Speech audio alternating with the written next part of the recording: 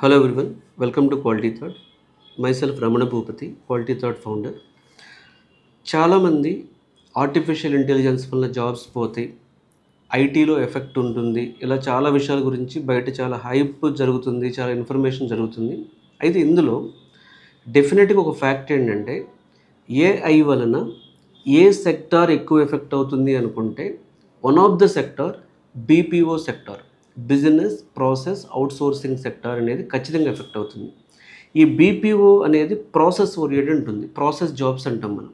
అంటే ఒక KYC process ఉంటే, లేదా బ్యాంక్ లోన్ ప్రాసెస్ ఉంటే ఒక ప్రాసెస్ తీసుకుని దాని రూల్ బేస్ మీద స్టెప్ బై స్టెప్ వ్యాలిడేషన్ చేయడం లాంటివి చేస్తూ ఉంటారు. ఈ బీపీఓ సెక్టార్ అనేది చాలా పెద్ద సెక్టార్ ఇండియాలో. చాలా కంట్రీస్ నుంచి ఈ బీపీఓ ప్రాజెక్ట్స్ అనేవి ఇండియాకి వస్తాయి. సో $49.3 బిలియన్ సెక్టార్ ఇది, ఇంత రెవెన్యూ జనరేట్ చేస్తుంది. సో దీనిలో ఈ ఏఐ ఎఫెక్ట్ అనేది చాలా ఫాస్ట్గా ఉండిపోతుంది. వచ్చే 5 to 10 ఇయర్స్లో ఇందులో ఉన్న మ్యాక్సిమం జాబ్స్ ఏఐ వలన ఆటోమేట్ అవుతాయి. సో ఆల్రెడీ దీనిలో రోబోటిక్ ప్రాసెస్ ఆటోమేషన్ వాడుతున్నారు, లేకపోతే ఏఐ టూల్స్ వాడుతున్నారు, ఆల్రెడీ జరుగుతుంది. ఈ 5 to 10 ఇయర్స్లో ఇది పర్ఫెక్షన్ స్టేజ్కి వెళ్ళటం వలన సో బీపీఓ సెక్టార్లో ఉన్న వాళ్ళు మెజారిటీ ఆఫ్ ద పీపుల్ మీద ఈ ఏఐ ఎఫెక్ట్ అనేది పడబోతుంది. సో ఎవరైతే బీపీఓ సెక్టార్లో వర్క్ చేస్తున్నారో ఏఐ ఎఫెక్ట్ ఎలా ఉంటుంది, అసలు ఉంటుందా ఉండదా అనేది ఎంతో కొంత ఎఫెక్ట్ అయితే ప్రొడక్టివిటీ ఇంక్రీజ్ చేయడానికి ఆటోమేషన్ అనేది ఆల్రెడీ వస్తుంది, ఇంకా అది స్టెబిలైజ్ అవుతుంది. సో ఈ బీపీఓ సెక్టార్లో ఉన్న వాళ్ళు ఎలా ఐటీలోకి షిఫ్ట్ అవ్వాలని చెప్పి చాలామంది అడుగుతున్నారు. సో మీరు బీపీఓ సెక్టార్లో వర్క్ చేస్తూ ఇప్పుడు ఐటీలోకి షిఫ్ట్ అవ్వాలనుకున్నప్పుడు మీరు ఫాలో అవ్వాల్సినటువంటి ఫస్ట్ స్టెప్ ఏంటంటే ఈజీగా ఉండేటటువంటి టూల్స్ తీసుకోండి. టెస్టింగ్ టూల్స్ కానీ, డెవాప్స్ టూల్స్ కానీ, లో కోడింగ్ ప్లాట్ఫామ్స్ లైక్ యాపియాన్ లాంటి టూల్స్ కానీ, ఇలాంటి టూల్స్ కొన్ని చాలా, అంటే టూల్స్లో కూడా చాలా ఉంటాయి కేటగిరీస్. టూల్స్ తీసుకోవడం అనేది సో మీకు ఈజీగా ఉంటుంది. సడన్గా బీపీఓ నుంచి ఐటీలోకి వెళ్ళినప్పుడు మీరు నేర్చుకోవడానికి ఈజీగా ఉంటుంది, ప్రాజెక్ట్లో అప్లై చేయడానికి కూడా ఈజీగా ఉంటుంది. రెండవది, ఈ టూల్స్ తీసుకోవడం వలన, టెస్టింగ్ టూల్స్ కానీ, డెవాప్స్ టూల్స్ కానీ తీసుకోవడం వలన బెనిఫిట్ ఏంటంటే, సెకండ్ బెనిఫిట్ ఏంటంటే మనకు ట్రాన్సిషన్ చాలా స్మూత్గా జరుగుతుంది. అంటే మీరు ఆ పెయిన్ ఫీల్ అవ్వకుండా, నాన్ ఐటీ నుంచి వచ్చాను, బీపీఓలో చేశాను, ఐటీలో సర్వే అవుతానా లేదని పెయిన్ ఫీల్ అవ్వకుండా ట్రాన్సిషన్ చాలా స్మూత్గా ఉంటుంది. నేను అంటే చాలా కోర్సెస్ చెప్పాను. .NET అయితే ఫ్రెషర్స్కి బాగుంటుంది. అట్లా కెరీర్లో గ్యాప్ ఉన్నప్పుడు ఒకలా థింక్ చేయాలి. బీపీఓ నుంచి వచ్చేటప్పుడు మాత్రం ఈజీగా ఉండే టూల్ తీసుకుంటే ట్రాన్సిషన్ చాలా ఈజీగా అవుతుంది.